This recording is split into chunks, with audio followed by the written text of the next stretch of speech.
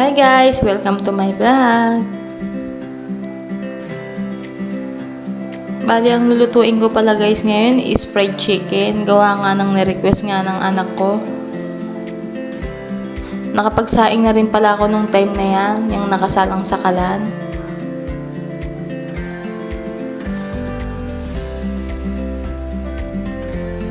Huhugasan ko na pala yung binili kong fried chicken sa may kalentong.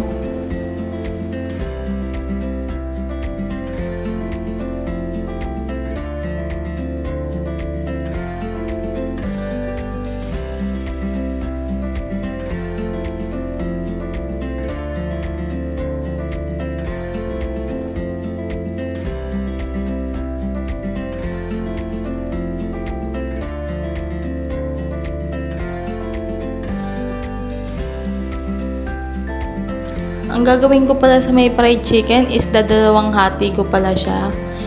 Isang regular tsaka isang spicy kasi mahilig pala sa manghang yung mag-ama ko. Yung bunso ko kasi hindi siya mahilig sa manghang. Konting dampi lang niya sa manghang is umiiyak na talaga. So kaya dalawa yung choices na binili ko.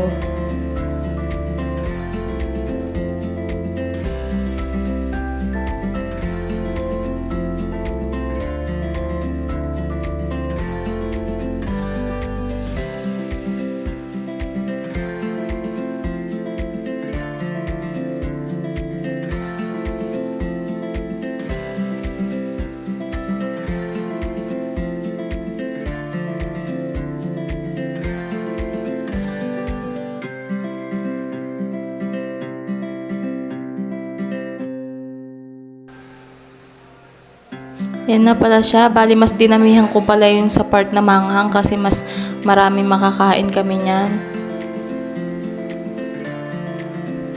Luto na pala yung sinaing niyan. Kaya isasalang ko na rin yung kawali niyan para uminit na siya.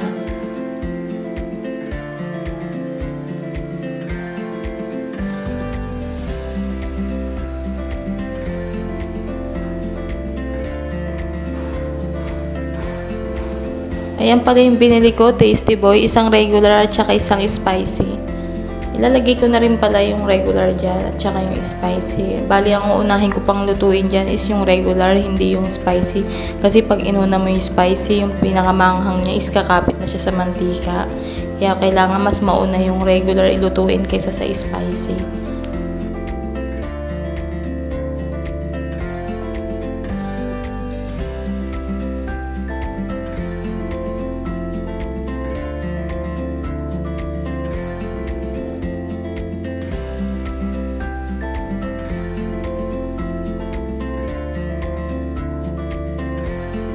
Yan na pala, minekos-mekos ko na pala siya.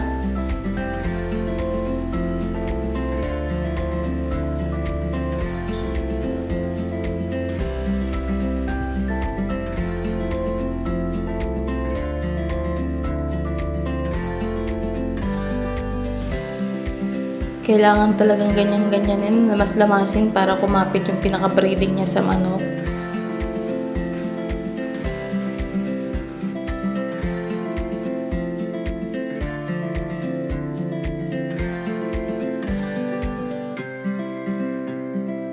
Hindi ko pala nilahat yan kasi masyadong marami. Itatago ko yan.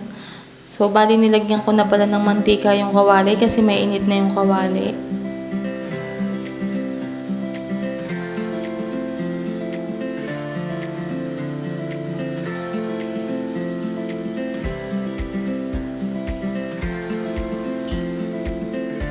Kumuha na rin pala ako nung tong yan kasi yan yung gagamitin kong pamprito.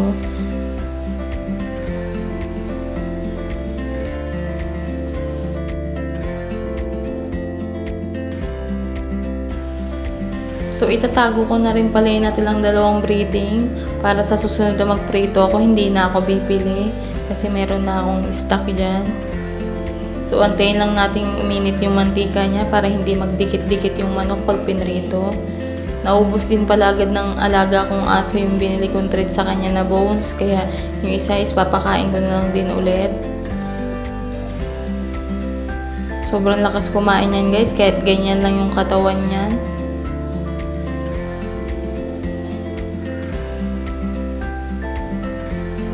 So naano ko pala na mainit na siya, kaya ilalagay ko na rin pala yung manok niyan.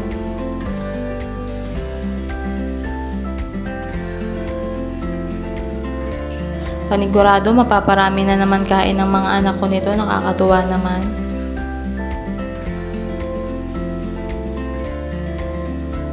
So ayan na siya, hihintayin lang siya mag-brown ng mag-brown.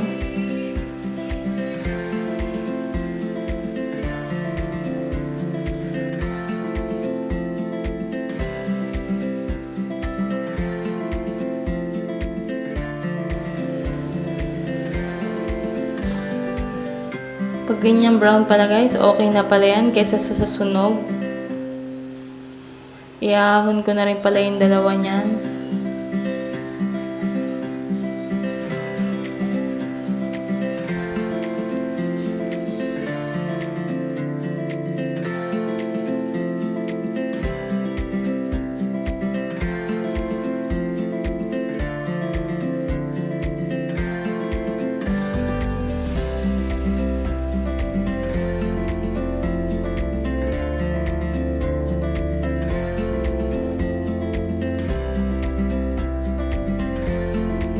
Habang niluluto ko maigi yung dalawa is nilagyan ko na pala yung kabilang side para hindi sayang yung mantika at yung init niya. Syempre yung gas na rin. Sobrang mahal na rin kasi ng gas ngayon guys. Dati 200 lang ngayon. Ngayon 280 nang binibili namin dyan.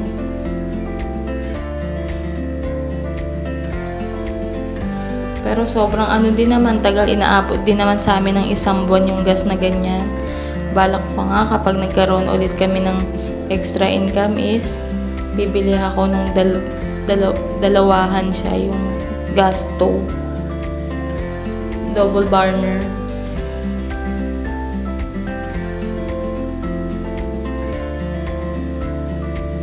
So luto na pa rin pala yan, kaya inahon ko na.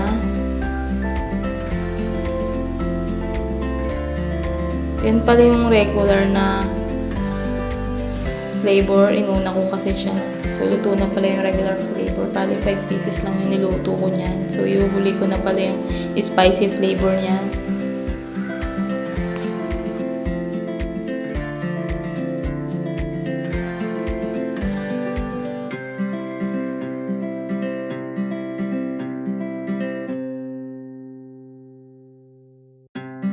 Ihintayin na lang ulit natin mag-brown. So, medyo hinahinaan ko pala yung apoy para hindi masunog yung labas, yung loob is hilaw, kailangan tama lang yung apoy niya.